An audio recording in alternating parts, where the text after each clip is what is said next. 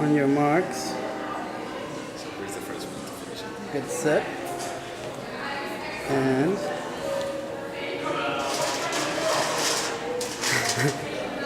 go.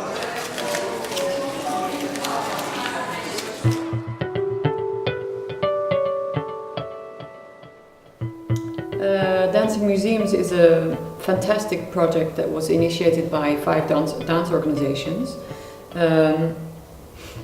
internationally. We are one of the partners. We are dance ateliers in Rotterdam. We are based in the Netherlands. My name is Kristin de Groot, I'm the director. These 5 partners have met in a previous project, B-project, or most of the partners, where we investigated in the work of Jeroen Bos, which was an inspirator for the 5 choreographers who were part of that project. And as we were in contact with these great museums, we felt we needed to build on that project, which we did. And the museums really embraced the idea of bringing contemporary dance together with old masters' work in order to deepen the experience of the viewer. So we really wanted to put the 2 art forms together to go for a deeper level of understanding of the artwork that was going to be watched. So to facilitate the process of research, we had several activities on the agenda. We had a lovely guided tour by Jill Hart, who is the head of the education in the National Gallery.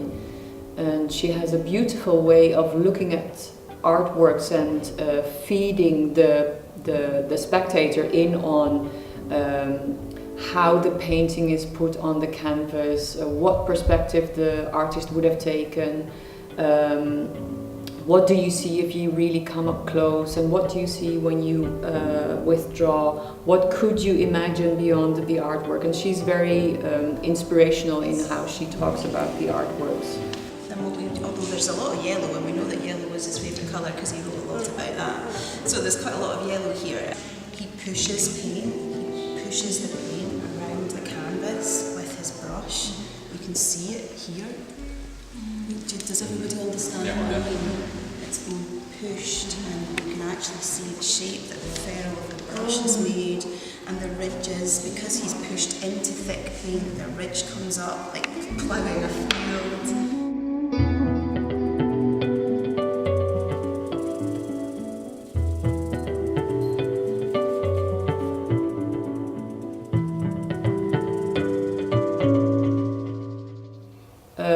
To give the choreographers also a sense of context in terms of where they are in the city, we biked through the city, we visited a visual artist's workspace as the exhibition Van Bos tot Breugel, Uncovering Daily Life, had to do with daily life. So we actually entered a daily life of a visual artist here in Rotterdam.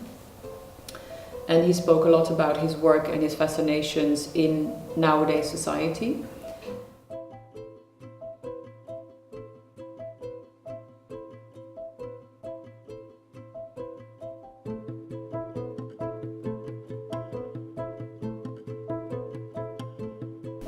Have you any idea with what kind of material I work? I don't use oil paint and no acrylic, but I use egg tempera. Have you ever heard of it? Can you say it again? Egg tempera. So I make my paint myself. What is it? What do you express? Intensity, beauty, and so on. Yeah, it has a certain special effect on your eyes that is not in paint.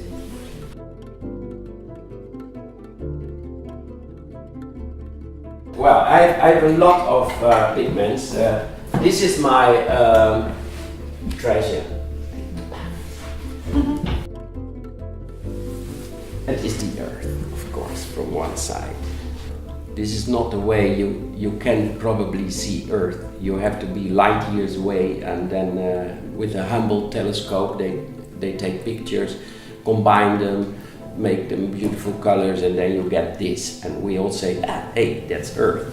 But now, a couple of guys are in the International Space Station. The height is 410 kilometers and are taking pictures, and they see this. They see merely clouds. But they see only a very small part of Earth. The only one who can show you how Earth is looking is a painter. Because he can make a big Earth, use pictures taken from the International Space Center, and imagine that you are in a huge telescope with a brilliant lens. So what I'm going to do is to try all these pictures to extrapolate them to this size. And I also calculated where the ESS would be. That is on 7.5 centimeters from Earth. So then you have immediately the feeling that from the ESS you would never see this. And from a telescope you would never see this. But a painter has the possibility.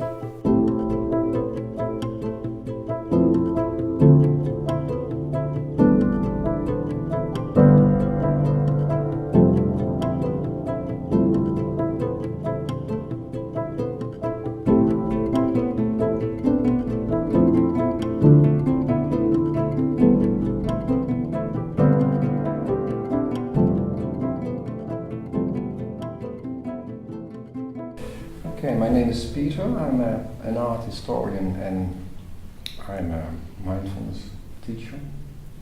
So the combination is obvious that I bring it together. So I'll tell something more. But first of all, I would like to ask you to put your hands on your legs and try to comfort your hands. And close your eyes. And try to feel the temperature on your hands. We see every single moment of the day, even if we close our eyes, we see. But it needs an attention to be aware of what you see.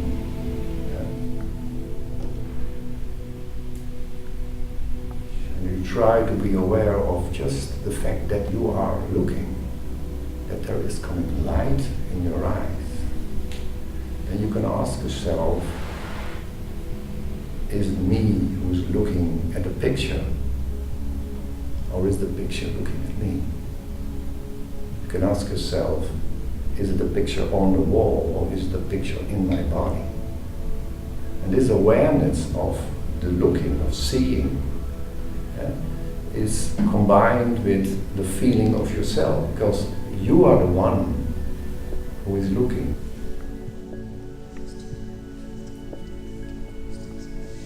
So in the discussion whether art is important because of beauty, whether art is important because it has to deal with the social aspect, I bring in the fact that art is has to do everything with yourself.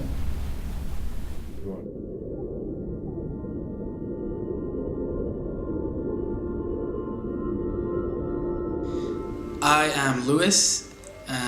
I am the video artist in the Rotterdam residence for dancing museums. I'm Connor. I'm the dance artist that was chosen for Rotterdam for dancing museums.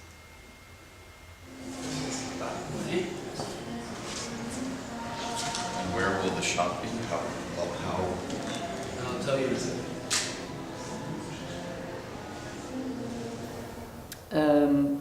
They literally had brought their home into the art studio of the museum because they wanted to give a sense of daily life to the public, and they also, within their artistic idea, they wanted to, let's say, reveal the backside of an artistic process.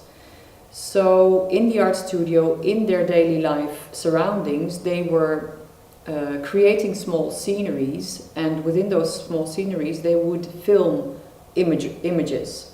And those films, they sort of transformed in a very black and white footage that was projected in the upstairs exhibition space as a part of the Bos tot Breugel exhibition. So there were activities in the art studio where the public could see the scenes being filmed, so they could actually witness the process of an artwork being created.